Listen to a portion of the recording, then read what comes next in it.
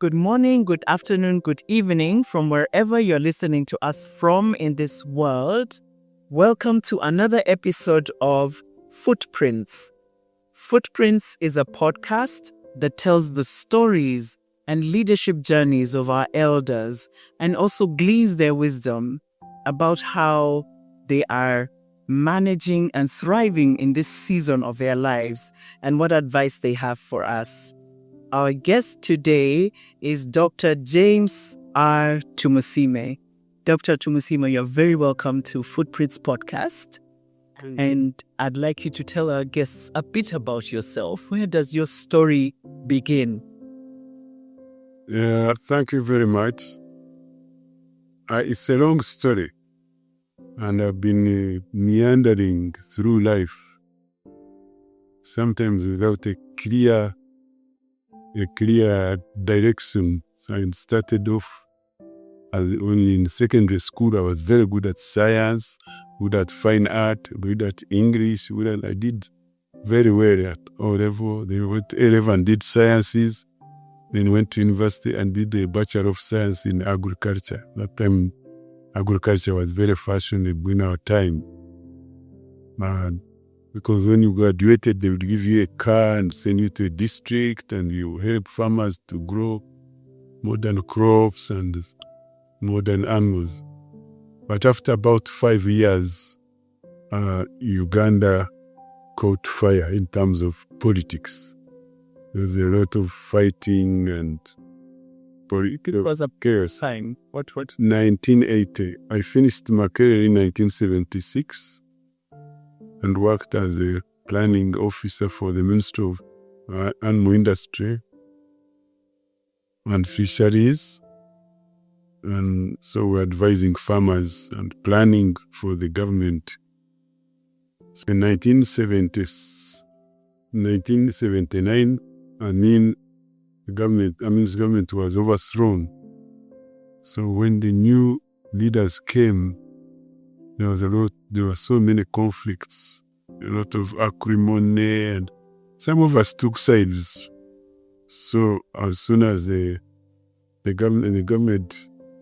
Obote government came to power, there was a bit of witch hunting of people who were not supporting it. And I was one of those. So I had to leave the country quietly and go to Nairobi and registered for a master's degree. But surely that was a guise. We just wanted to go and see how we could have an impact on changing the government. So we formed the National Resistance Movement, and I was an activist. I was a member of the external committee. And for 5 years, we were mobilizing resources. And the war was going on here. So in 1986, I came back. And when I was there, I couldn't get the jobs I wanted in agriculture and economic planning. Instead, I went into writing. So the newspapers took advantage of my writing skills. And I used to draw some comic pieces, very popular. Yes. So Do you still have them? Or? I just like Yeah. No, I don't have examples here. It's now almost 40 years. So, because of my association with the print media, when we came back, the government gave me an assignment to be the founder of the New Vision newspaper as the founding editor. And this I did successfully. I was joined by other teams, and we ran the newspaper for 11 years. I was the deputy editor-in-chief. I brought a specialist, an editor, an Englishman, William Pike. We worked together for 11 years. So I retired from that job. But I had already started a publishing house in 1988, Fountain Publishers. There was serious scarcity of books reading books, school books, children books, general books. So I found a gap in the market there. So I decided to concentrate all my energies and publish. And for the last, now how many years it is? For the last 35 years, we've published almost 5,000 titles. That's including children books, school textbooks. We publish for Uganda and Rwanda, some for Southern Sudan. We sell others in Kenya, we sell others in Tanzania. Then we collaborate with international universities in the US, in the UK, in Germany. If you look around there, you see all those books. They have signatures of professors from the US, from Britain, and the old people who used to write books, but they went out of print. So we brought them back into print. Yes.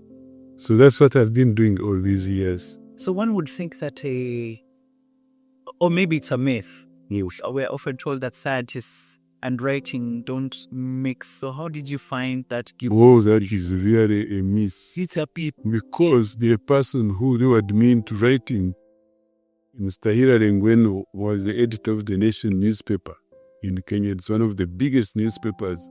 He was a nuclear scientist, a nuclear physicist. Hilary Ngweno. Yes. And very many scientists are writers. Yes. Because writing and science are two different things. Yeah. Yes.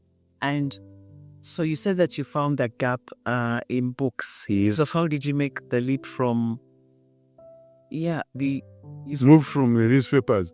Even when I was the editor, I used to find part-time, to do part-time work in book publishing. I started the company Fountain Publishers, and my wife and my other relative were in charge of the day-to-day administration.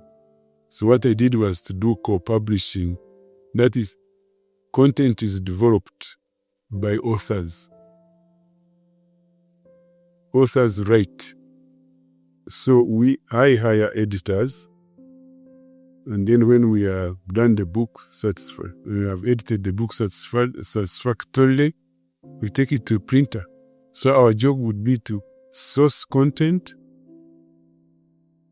package content by editing it and illustrating it, getting it printed, storing it, marketing it, and getting some returns for the author. That's what UI publishing is all about. Yes. You leaped just right into secondary school. So what was your primary school like? Where did you grow? Well, I started in a school called Tinoni Primary School. That's about 15 miles from Mbarara on Kabare Road. That's where we used to live. And after finishing P8, in our days, that is 1966 when I finished primary 8, that was our PLE. Then I went to Mbarara High School, where I did 4 years for O-level. Then I went to King's College Budo, where I did 2 years. Then Makerere University. Yes, mainly after that, I started doing small courses here and there until I did a master's, then a diploma in journalism in the UK. I kept on picking up qualifications from different institutions to perfect my skills. And how and where does Igongo fit into the picture?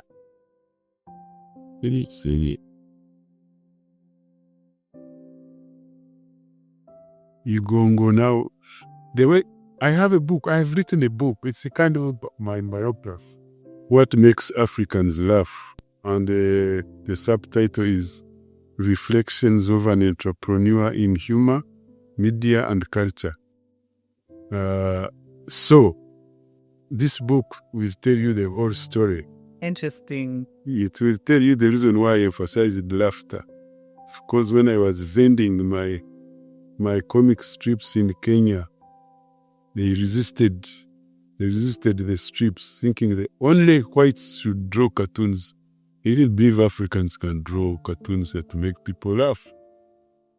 I said, yes, I can also make people laugh, because I used to draw cartoons here. Because most cartoons are millionaires in the West. So finally, some editor of the Nation ventured and allowed me in to draw the cartoons. And as soon as I started drawing, the whole country caught fire. Everybody was saying, where did this one come from? Where this one? Hey. So if you look inside here, when I was trying to explain, I picked some newspapers, the Nation newspapers, when they were saying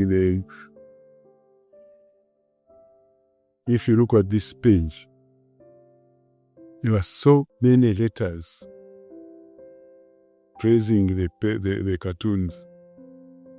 So when I did the cartoons, and You are the Bogi Benda. that's right. Oh my goodness. I used to be Ekanya here, then I did Bogi Benda. You are Ekanya. Oh my goodness.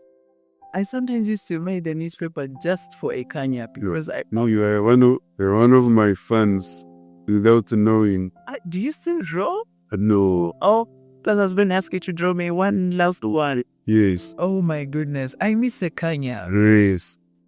Oh my goodness. And the young people here won't understand our fascination anyhow. But they do have their... So now, Yes. from cartoons, mainstream newspaper writing, from newspaper writing to books, all those relate to people. Yeah. People's values, people's tastes, people's fears, people's anxieties. We are always talking about human beings, whether you're writing about the news, political news, the hard news, crime, or whether you're writing about fashion, whether you're writing about farming, whether it is all to do with people. So in the end, you find that you are capturing the culture of a population. Now, in Western countries, publishing is regarded as a cultural activity. That's why we are the ones who preserve the culture of a nation. Books preserve the culture of a nation. And now you discover that books are presented in text and illustrations. But there are people who want to see things that you make an impact if you see a sculpture. The reason why I delayed to come, I had gone to supervise. We are recreating a picture of one of the Ankole kings who died in 1895. He was not photographed, but he was described. So here we had to recompose his picture, and we are trying to take it to the museum. So you find that if you are doing books will take you to these museums. Yes. And other what they call memory centers. And that's how I landed in Igongo. But I started in radio. I also started Radio West. Because we wanted all the senses. You want to capture the visual, the audio, and other aspects of human culture, human endeavor. Yeah, that's how I ended up creating the Igongo Cultural Center Museum. Yes. I think now that was the pinnacle. I was able to capture a story in the books about the museum, about the eclipse in 1520 AD, which historians used to determine the kingdoms in this region, when they scattered roughly. Because we've heard about Bachwezi. Yes.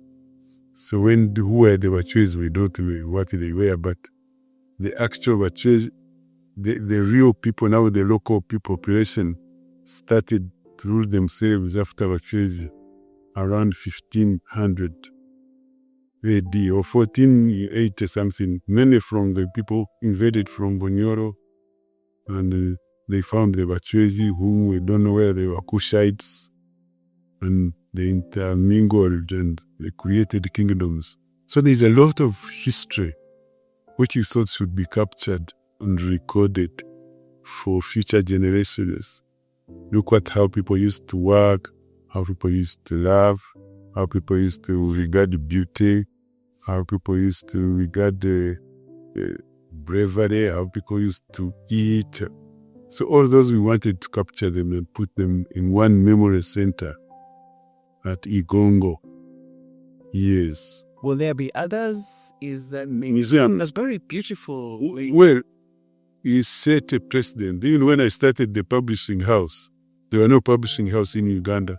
There were international publishers who used to come here to publish books for schools, because that's where the money is. Yes. Oxford University Press, Heinemann, Cambridge University Press, Longman. So when I started Funkin Publishers, which was 100% local, other people, other Ugandans, other East Africans started realizing that you can actually publish books from here. So when I didn't start the radio, I found other people had started, but mine was the first strong local language radio station that we started, the Radio West. It's still the strongest in that radio. And has quite a wide coverage. Yes. And again, there we were able to capture people's feelings, aspirations, sentiments, talents in music, talents in the... So again, it gave a voice to people. Then from there, that's when I moved to the museum. Again, we capture people's imagination, bringing out those charts of kings, going back to employ artists who recreate the way people used to dress, the way people used to sing. Now we have created a number of singing. We created songs and dances, and some of them we have even registered them with the Uganda Registration Services Bureau. Yes. So when you start, other people follow. Yeah. I think there have been an attempt to have a museum in Bunyoro, I think in Busoga, in Uganda. Here they have the Semaguri Museum, which is which has been set up by a colleague of mine who used to work in tourism. And I think many more. There are quite a number of community museums. At least we demystified the belief that only the government could build museums. But that's not true. Yes. And that museums must only be about politics. And so because people have football museum, that people have got Jewish museum, you find people sitting up, fashion museums. So it's very easy. So we can just try that. Yeah. Yes. So it's very amazing. And I think I wrote here that for me, how I would summarize your leadership journey is that you've been a pioneer. Yes. In many aspects. But what is it like when you're the first one to go? What fears do you have? What are you wondering about? Or are you excited by new things that nobody else has done? Yes.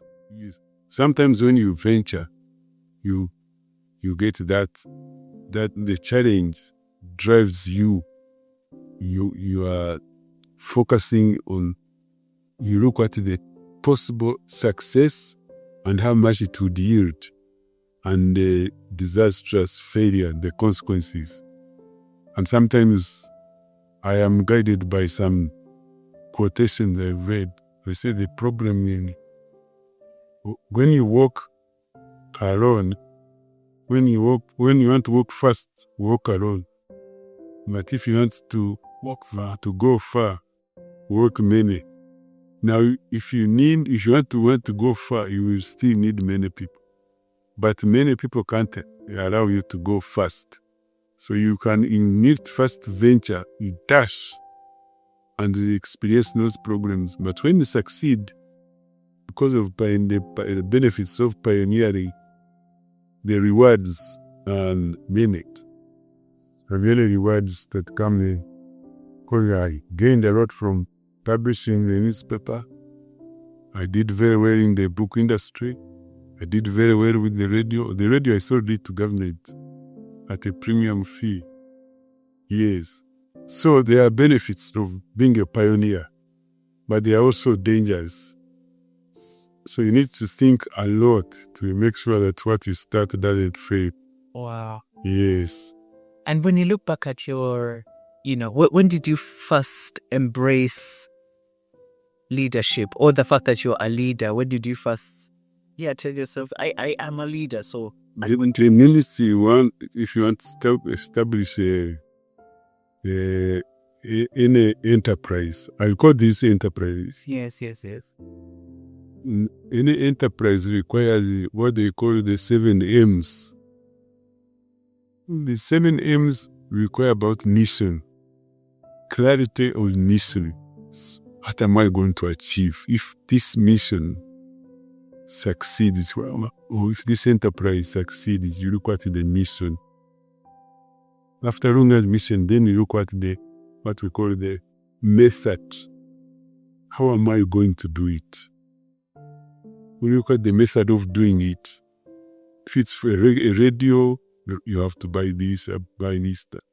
If it's a book publishing house, you have to look at this and this. Sure.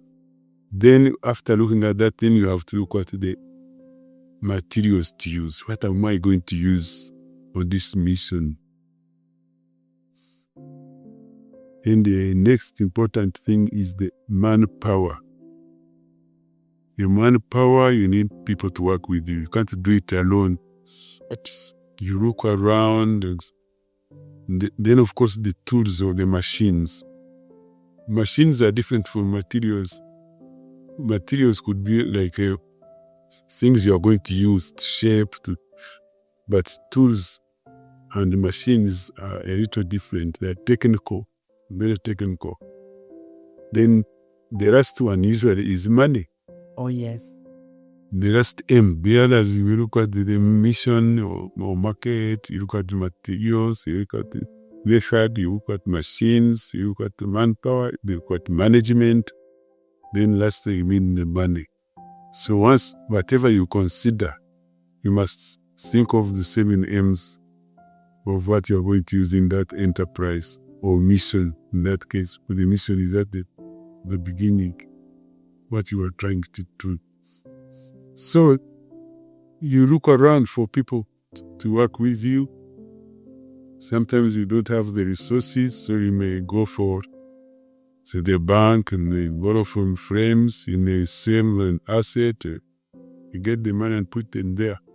So once you put those people together, you need to lead because you are the center of gravity.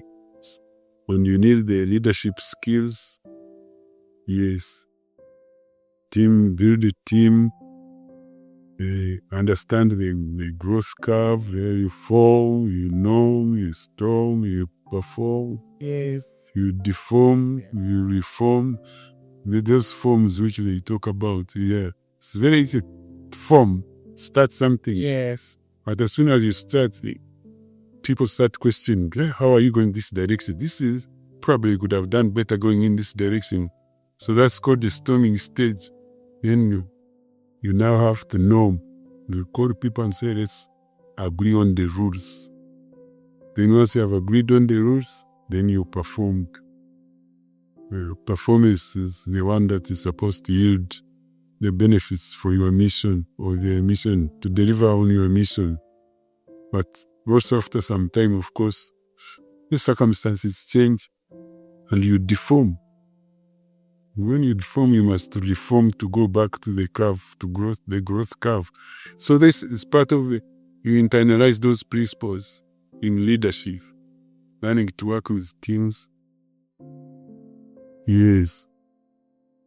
So looking back over your long arc of leadership, what would you say is one of your proudest moments when you look back? Proudest moments as a leader? When I say a proud moment, that when you were having on an enterprise and it yields. So when I was pushing my cartoons to the newspapers and I was being resisted, the frustration was so much. Then suddenly the editor said, no, you can bring them, let's run them. And they ran them. After about 2 weeks, the newspaper pages, the commentary pages are full of praises. Oh, no.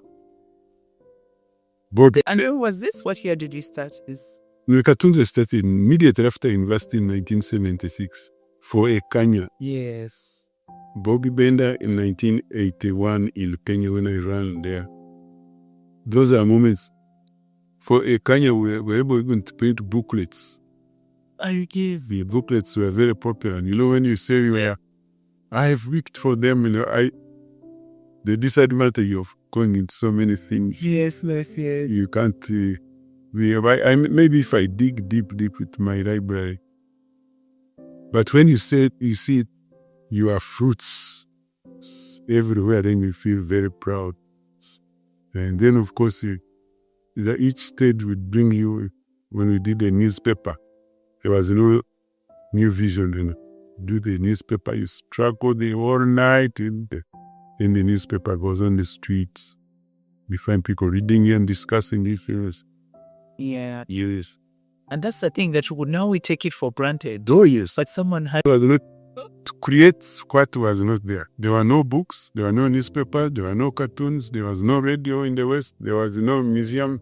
So when each time you get something and it stands, you feel very proud. And most entrepreneurs don't look for money. Money comes as a result. Practice you're a good entrepreneur and you're preoccupied with money, you better forget your ideas and seeing that the idea, the success of this putting together ideas and they create something. Wow. That's what makes you proud. Yes. And when you look back also, what is the moment that tested your leadership? When I moved into the book industry, I moved into education. I was not used to getting money, big money. But the newspapers don't make big money. The cartoons, they would make money through selling books, enough to look after you.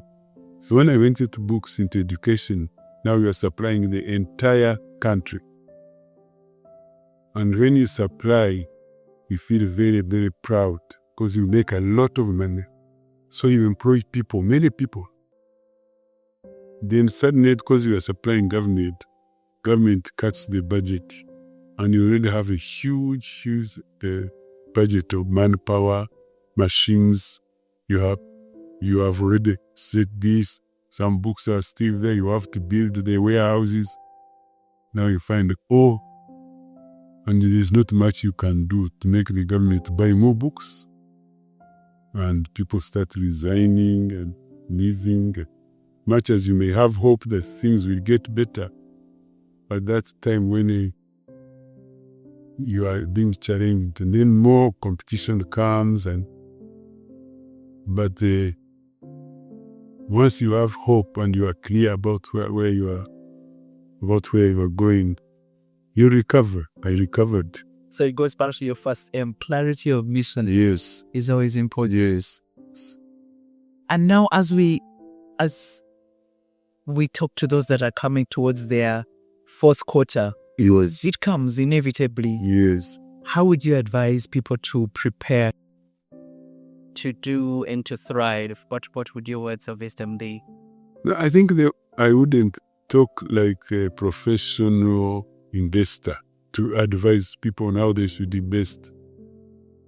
I would say, first of all, that clarity of mission which drives you, everybody should have that clarity and passion for what you are doing.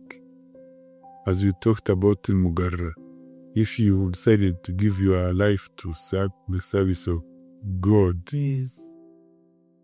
you will then tailor all your achievements and aspirations to that mission.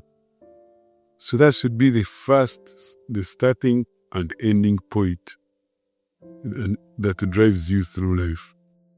But as you drive through, of course, you need financial support.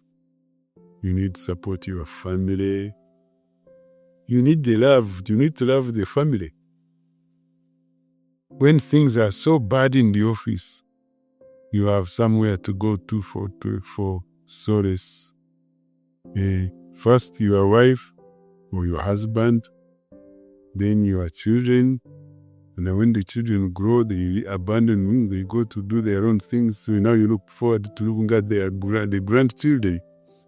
That's where we are. And to look back and say, yeah, I think it was good I took this direction. It was bad that I went this way, which didn't succeed. It's just as well. And try to minimize regrets. How does one do that though? Minimize regrets. By appreciating that life is a vampire course. So you are up, you are down, you are up, you are down, but is the target clear? Unless there is a misfortune and you die or you are injured, but otherwise, and of course, you start off with the desire for material things. But then material things you also discover they don't satisfy. Now you go to even before you go to the spiritual, you go to the humanity, what the cause for humanity. That's why people now commune themselves politics. People want to fight for causes. Those are not spiritual in the sense. You are interested in the humanity. And then you can go spiritual afterwards. So I think you need to go through those phases, the material phase, the humanity phase, and the spiritual phase. You need to have empathy for people of humanity to appreciate how they like other people to also live. That's why when you employ people, they need to understand that what they are doing is for their own good. They are not doing it to satisfy the employer. No. It's for that. The mission is clear and we are all part of that mission, so we shall go with you. Otherwise, how would I produce 5,000 books? We can't. How do you run the radio? My radio was in Mbarara and I was here. The Igongo is in Mbarara and I'm here. So once you have created the mission, once you have identified the mission and created the 7 aims to support it, people will read with you and you carry them along. Yes, yes. I think finally, what would you want to be most remembered for? For my culture, supported my culture. I believe in our culture and traditions. They can be modified, they can be modernized, but it's very important to have belief in ourselves as Africans. We start off belief in yourself, belief in your family, belief in your maybe I'd call it ethnic group or culture groups. Because ethnicity is negative. People have built, it's really exclusive, but culture is inclusive. Culture, when we talk of Banyakore, I don't know what Bugaro is. Zimchiga. You are talking about people who share so much. And you find that if you know the Banyachijes group, whom I work with quite a lot, you see people really motivated by their identity and by their dance, by helping their community, by surely that drives you. There are people who say, I may not have done much, but I have supported Banyachijes. Yes. Now when you support Banyachijezi, it means that you don't support Uganda. Ugandans benefit from the success of Banyachijezi. Igongo does a lot for Baganda. Baganda love Igongo sometimes more than Banyankore. Yes, and Bachiga if you know a man called Munini Yes, Munini Mbarara is a great fan of Igongo, Mchiga, Rwehabura used to be. Because there is a lot to share, to build on. So for me, that is what I want to be remembered. That we've said that our cultures can be a source of inspiration. yes. A source of pride, Pride. source of beauty. And you can exploit that history, music, food, clothes, fashions, literature. So I'm very proud of that. We helped. I used to debate with my wife when I was starting the radio. I said, can you have adverts in Rwehabura? He didn't know. You won't see adverts in Uganda and English. But now, if you hear the adverts in Rwehabura and Ortoro, for that matter, if you hear the girls, it was difficult to get girls on the microphone. They were so shy. They were so scared because in Rwehabura you are not supposed to be outspoken as a woman. So when you started the radio, and you know in the radio you have to mention this and quarrel, and they made it. I said, it was very hard to get the right. But we encouraged them to sing, even singing and to be known. Everybody was so suppressed. But we brought them out, and now here they have the musicians from West as good as anywhere. Yes, so I am very proud of that. Yes. We're proud to partake of that heritage, and that's why we're telling this story through footprints. Thank you so much, Dr. James Tumusiime, for sharing a bit of your story. And we take the lessons. The 7 M's are powerful, but culture is it's what identifies us, it's what distinguishes us, and it's also what unites us. So at the end of the day, Annie, thank you for playing that big role in our cultural expression. For those who have been listening, thank you so much for tuning in. Until next time when we bring you another amazing episode from another elder for Footprints Podcast.